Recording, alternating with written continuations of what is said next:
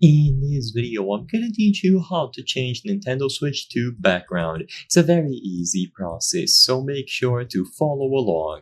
In this video, I'm gonna be giving you instructions and talking about the options of changing the theme related to your Nintendo Switch 2. So in order to change this background from the home screen and other applications, head over into the settings. You will find the main category related to themes when you access these settings. And on the system settings, you will find themes. So all that you have to do is choose this option.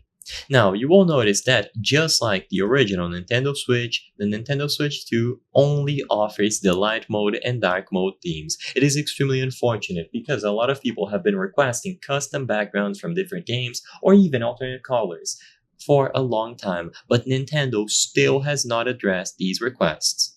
So if that's all you wanted to know, there's your answer. The Nintendo Switch 2 still only features the light and dark theme.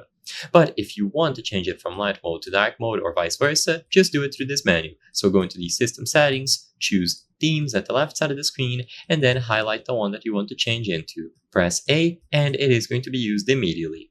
So the home screen will change accordingly to light or dark mode alongside other buttons and other accents.